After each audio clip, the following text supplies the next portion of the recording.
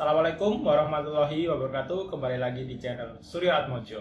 Hari ini kita akan belajar tentang dasar-dasar teori HTML. Mari kita simak ulasannya.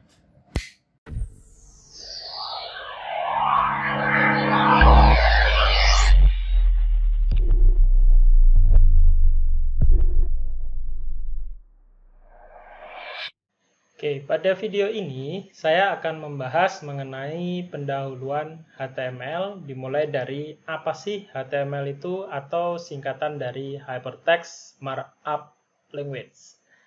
HTML sendiri adalah sebuah bahasa markup standar untuk dokumen yang dirancang untuk ditampilkan di halaman internet. Nah, sejarahnya HTML ini diciptakan oleh seorang yang bernama Tim Berners-Lee. Ini dia orangnya. Nah, si Bapak Tim ini adalah seseorang yang berjasa sampai saat ini, ya. Gara-gara Bapak Tim, kita bisa mengakses web setiap hari, seperti kita browsing, buka Facebook, Facebooknya mantan, misalnya seperti itu, nge-YouTube, habis itu semua aktivitas internet dari yang penting sampai nggak penting itu gara-gara Bapak Tim Berners-Lee ini. Bapak Tim ini ceritanya juga menemukan banyak hal seputar dunia web, seperti protokol HTTP, lalu menemukan HTML itu sendiri. Setelah itu, dia juga menemukan World Wide Web. Habis itu, dia yang keempat adalah penemu web browser pertama. Lalu, dia juga menciptakan web server pertama kali.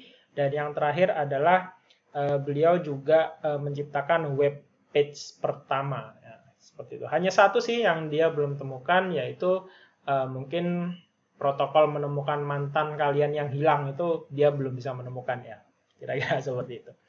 Oke, berikutnya saat ini beliau menjadi direktur di W3C, ya, W3C atau World Wide Web Consortium. Di sini saya buka dulu. Nah, ini dia websitenya. Nanti teman-teman bisa coba di www.w3.org. Ini alamatnya. Ya, ini dia alamatnya. Jadi ceritanya ini sebuah organisasi konsorsium, ya, sebuah organisasi konsorsium di mana organisasi ini bertugas untuk membuat standar-standar untuk segala sesuatu yang berhubungan dengan web, ya. Di sini ada about W3C. Nah, di sini ada keterangannya. W3C mission. What does W3C do? Nah, ya. W3C primary activity is to develop protocols and guidelines that ensure long-term growth for the web. Nah, ya. Kira-kira bahasa lebih singkatnya adalah mengembangkan protokol dan membuat sebuah panduan yang akan memastikan perkembangan web dalam jangka panjang. Kira-kira seperti itu. Nah, apa saja sih standar-standar yang sudah dibuat oleh W3C? Kita bisa klik di sini ada standar di atas, ya. Kita klik standar di sini. Ada standar web design and application. Lalu ada standar web of device, ada standar web arsitektur, ada standar semantik web, ada standar XML teknologi, lalu juga ada standar web of service, lalu ada standar browser and authoring tools, ya. Nanti mungkin pada pembahasan lebih lanjut kita terkonsentrasi, ya, berkonsentrasinya di web design and application. Di dalamnya ada banyak standar, ya, HTML and CSS, JavaScript, grafik, dan seterusnya. Berikutnya, kita bisa melihat sebuah perkembangan web, ya, perkembangan teknologi internet, ya. Saya akan menunjukkan ke teman-teman sebuah website yang keren. Namanya adalah www.evolutionoftheweb.com, ya. Ini websitenya, di mana nanti kita bisa memilih bahasa di sini. Kita pilih aja bahasa Indonesia, misalnya seperti ini. Saya klik bahasa Indonesia. evolusi web. Web saat ini adalah bla bla bla bla dan seterusnya. Dia memberikan pengantar di situ. Lalu kita bisa klik jelajahi. Kita klik aja.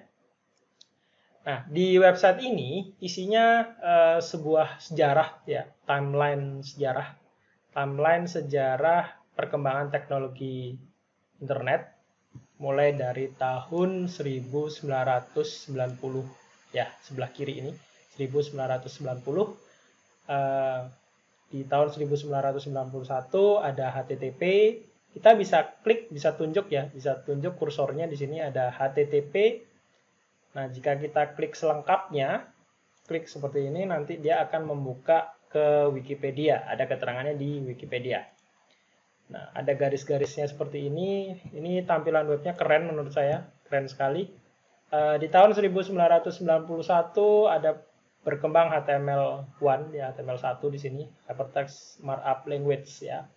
Tadi ada HTTP di tahun 1991, berikutnya ada HTML1. Di 1992 ada web browser.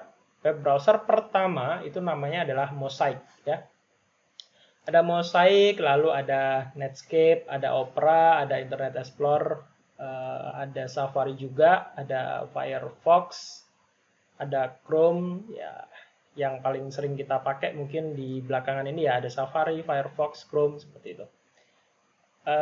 Kita bisa klik juga untuk mengetahui tampilan web browsernya, kita klik aja seperti ini. Nah, ini tampilan dari Mosaic versi 1, dirilis tahun 1993. Dan berkembang terus hanya sampai, jika kita lihat di sini Mosaic hanya sampai tahun 1996. Lalu ada Netscape, ada Opera, nanti teman-teman bisa klik sendiri seperti ya. Berikutnya adalah setelah kita melihat perkembangan teknologi, kita menemukan beberapa istilah ya. HTML, lalu ada CSS, lalu ada JavaScript. Ya, ketika teknologi ini ya memiliki tugas masing-masing sebenarnya. Jadi HTML itu diciptakan untuk membuat struktur sebuah halaman dan menyajikan konten, sedangkan CSS digunakan untuk menghias halaman webnya supaya lebih cantik.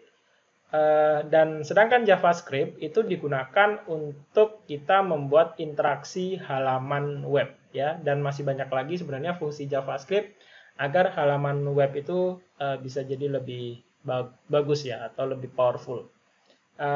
Kita bisa membuat sebuah analogi perbandingan antara HTML, CSS, dan JavaScript itu seperti ini. Jika kita menganalogikan sebuah manusia, rangka itu adalah HTML, sedangkan CSS itu adalah tampilannya, dan yang terakhir JavaScript itu adalah actionnya. Saraf ya, seperti itu, saraf, sehingga nanti website itu bisa lebih fungsional ya, bisa fungsional. Harusnya kita menggunakan HTML, JavaScript, CSS ini sesuai dengan peruntukannya. Jadi kalau kita ingin membuat rangka dari sebuah halaman website ya gunakanlah HTML saja. Tidak perlu kita membuat warna-warna yang mempercantik halaman website di HTML, walaupun sebenarnya HTML sendiri juga bisa membuat warna ya, membuat warna tampilan website. Tapi alangkah lebih baiknya jika kita menghias tampilan website itu dengan menggunakan CSS. Mungkin itu saja pendahuluannya. Jika dirasa video ini sangat bermanfaat, jangan lupa teman-teman like, komen, dan subscribe. Jangan lupa pesan saya, apapun pekerjaan Anda yang menggunakan komputer, jangan lupa Ctrl S. Assalamualaikum warahmatullahi wabarakatuh.